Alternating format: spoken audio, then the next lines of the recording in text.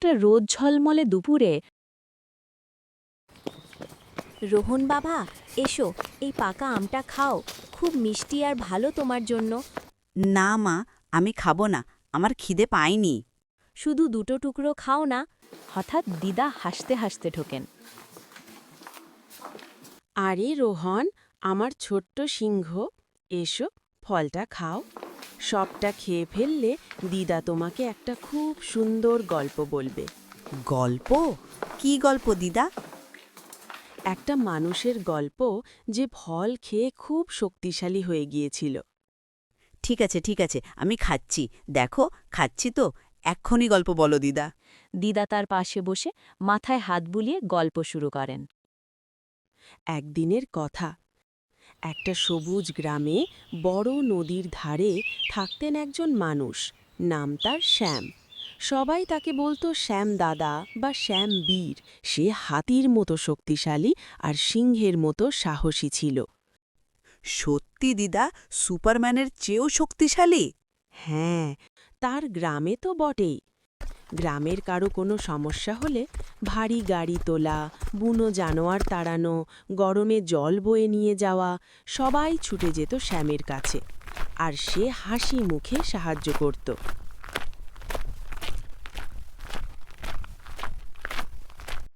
প্রতি বছর গ্রামে একটা বড় কুস্তি প্রতিযোগিতা হতো। দূর দূরান্ত থেকে লোক আসত, আর কে জিতত প্রায় প্রতিবার? শ্যামদাদা, শ্যামদাদা। হ্যাঁ, বছরের পর বছর শ্যাম চ্যাম্পিয়নের ট্রফি তুলে নিত। গ্রামের বাচ্চারা খুব কৌতূহলী হয়ে গেল।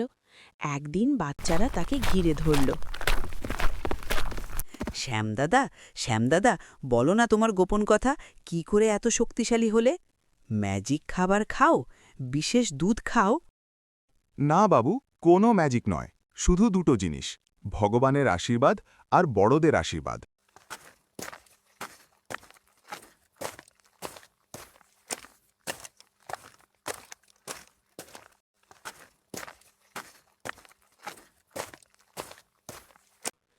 এক সকালে শ্যাম তার বিশ্বস্ত ঘোড়া রাজার পিঠে চড়ে বেড়াতে গেল।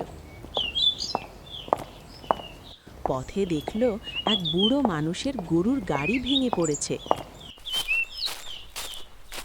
কাকা, আমি সাহায্য করছি।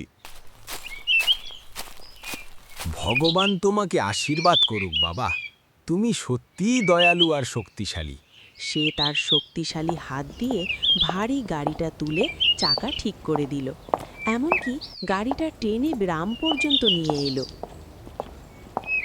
কিন্তু সেই বছরের কুস্তি প্রতিযোগিতার সকালেই খারাপ কিছু ঘটল। বাড়িতে ভারী চালের বস্তা তুলতে গিয়ে শ্যাম পিছলে কাঁধে চোট পেয়ে গেল।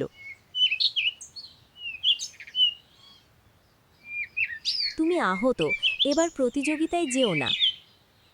যেতেই হবে, পুরো গ্রাম অপেক্ষা করছে, আমি তাদের মুখে চুন কালি দিতে পারি। ম্যাচ শুরু হলো। শ্যামের কাঁধে খুব ব্যথা, প্রতিপক্ষ খুব শক্তিশালী। ধীরে ধীরে শ্যাম হেরে যাচ্ছিল। একবার পড়ে গেল, দুবার। দর্শকরা চুপ হয়ে গেল।